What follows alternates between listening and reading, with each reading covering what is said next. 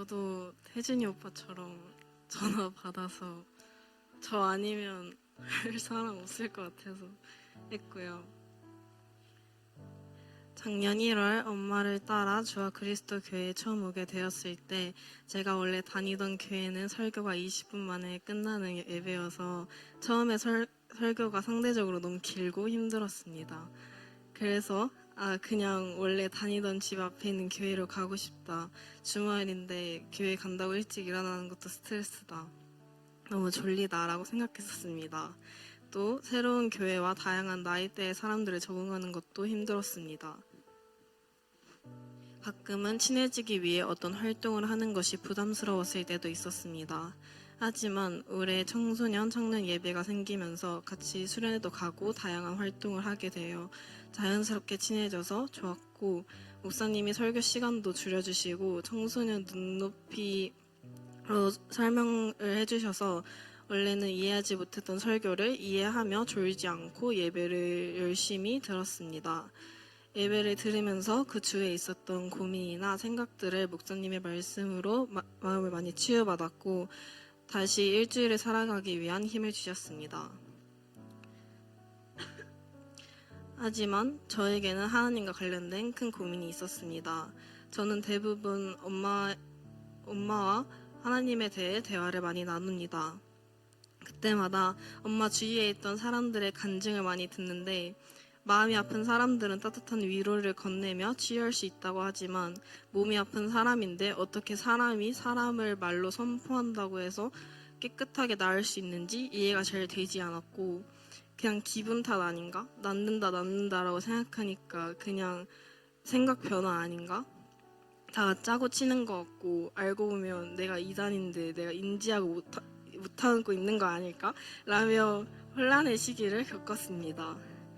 이 고민이 생겨 혼란을 마구 겪고 있을 때쯤에 여름 수련회를 가게 되었습니다. 처음에 시간표를 보게 되었을 때 예배를 너무 많이 드려서 좀 힘들겠다, 가기 싫다 라고 생각했었습니다. 그리고 바다에 들어갈 생각도 없었고 밤을 새거나 할 생각도 전혀 없었는데 너무 재밌게 바다에도 들어가고 친구들과 얘기를 많이 하며 밤도 새고 수련회를 마치게 되었습니다. 그렇게 재밌게 논 와중에 제일 기억에 남는 것은 다리 기도를 받은 것과 방언을 받은 것입니다.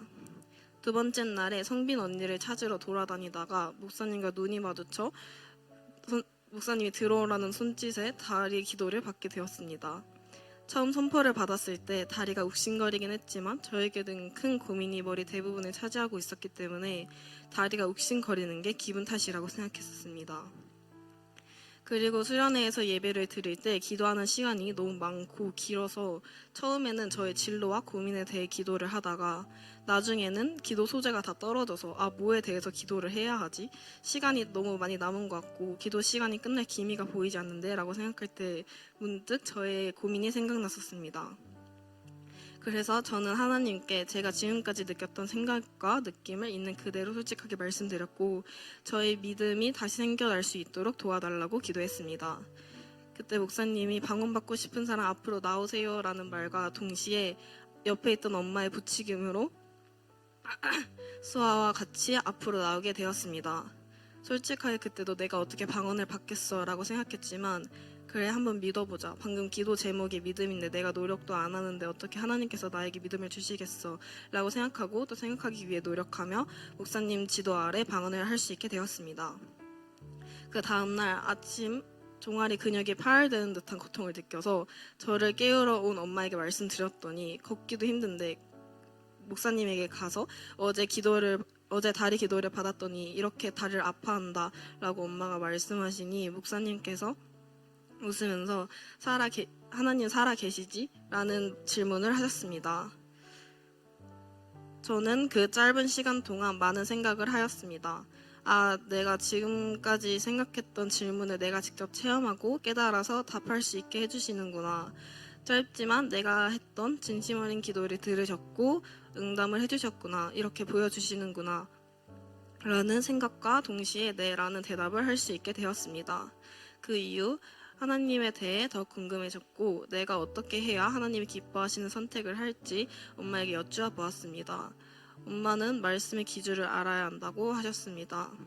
그래서 복음을 공부하라고 권하셨고 이번 겨울 방학 동안 말씀을 암송하고 엄마와 복음에 대해 명확하게 알아가고자 합니다. 복음 공부를 하고 난 후 하나님이 어떻게 나를 이끌어 가실지 기대가 됩니다. 감사합니다.